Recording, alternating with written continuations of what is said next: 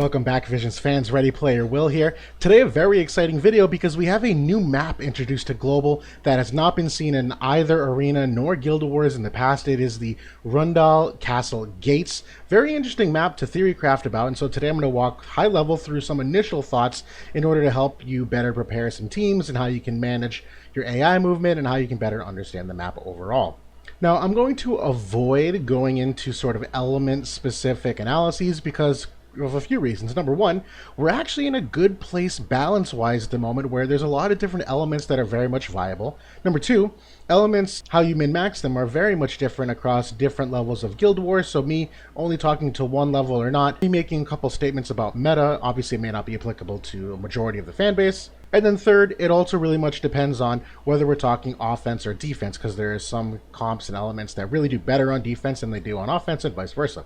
So it's genuinely hard to speak very generally about element strength at the moment, given that there's really no one hard and fast answer. But whenever we get a new map, there's a handful of things that we want to look at, and I'm going to talk to specifically. So a bunch of the attributes that I'll get through one by one is A, are there any natural funnel points on the map that lead people to congregate toward? Number two, what do the slots look like in terms of how they're positioned, what their spacing is? And then number three, what's the overall map topography look like and how it dictates how you can buff and where your team will typically move depending on the sources of hate, which leads us to the last topic of trying to really get a feel for how different starting spots of hate will either drastically or not drastically affect the movement overall. Let's talk very broadly about a couple things here as it pertains to the slots. Number one, it's a perfect mirror. Slot 1 is directly across from slot 1, and they are exactly on the same line of the grid as well. Not all maps are like that. Sometimes it's reversed. Sometimes they're staggered by a square. But this is pretty nice if you get a clear mirror matchup to start. This map is actually a perfect mirror if you were to divide it down the middle and split in half. The second thing to really be cognizant of is that all of the starting slot spots are 3 spots away from each other, meaning all characters that have move of 3 will have an opportunity, I use that word opportunity because there's an asterisk here, to move and at least buff each other to some capacity.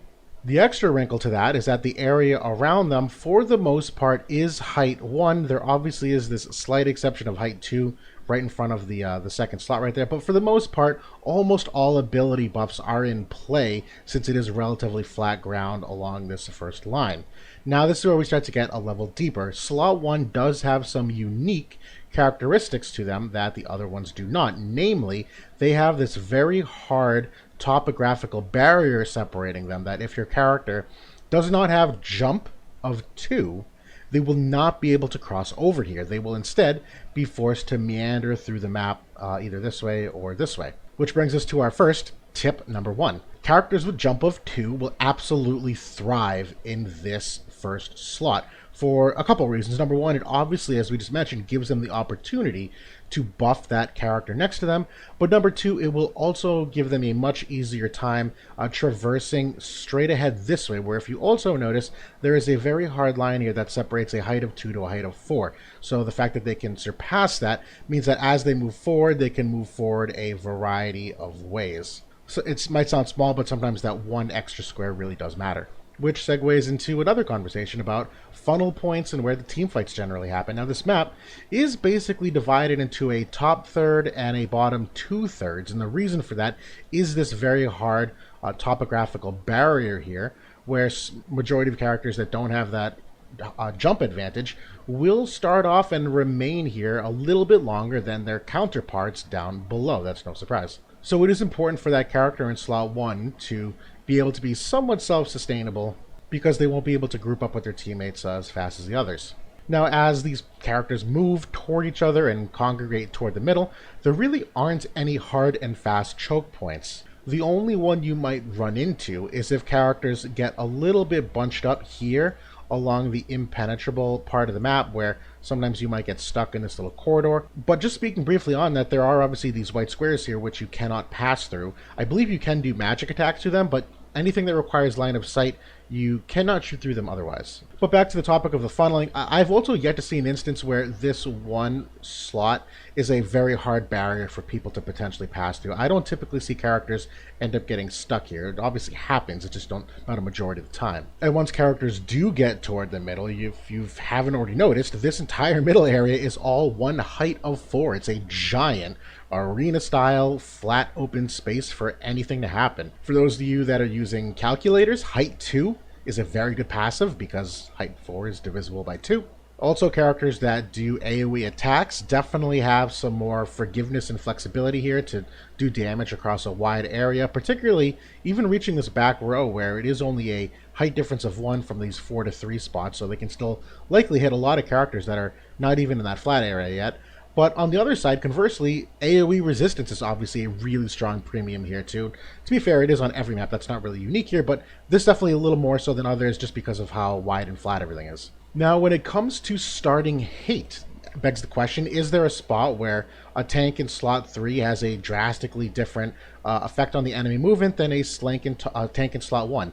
And so far, that doesn't seem to have been the case. I have seen a large variety of comps, not only within VIP and what we've done for testing, but also across various other guilds on the first day, seeing what they got results for stars and how effective their walls were, that I have seen tanks both in slot 1 and slot 3 do their jobs relatively well, and slot 2 for certain as well. I just haven't seen it as much yet, but I think it's too early to say anything conclusively.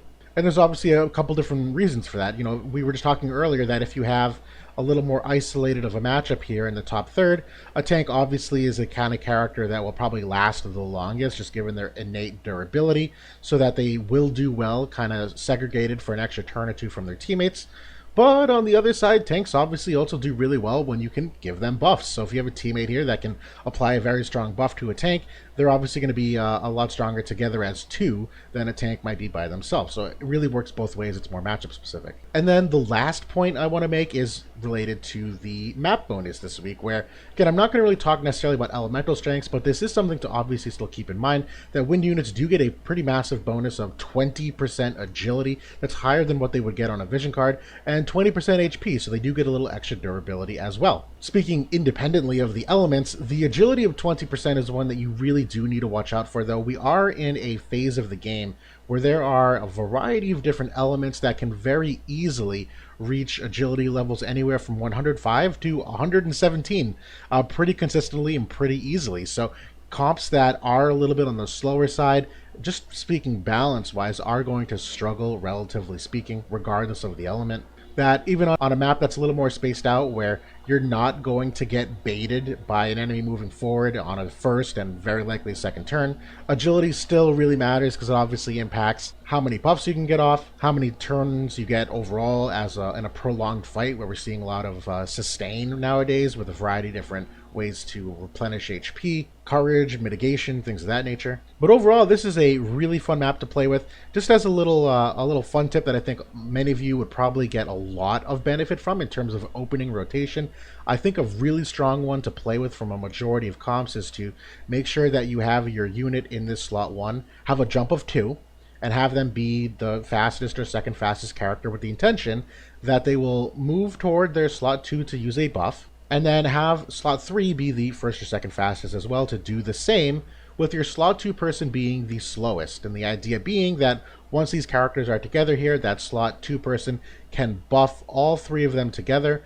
and then they can move cohesively as a unit together and continue to use their buffs together. I've seen a lot of comps that end up working really well when they do that. There's obviously a lot more that you can do than just that, though, but I at least wanted to kind of give a nudge in a certain direction where I think a lot of you are just going to get some natural upside on the map. That's it for now, though. Hopefully this was insightful and helpful, and I'll talk to y'all soon.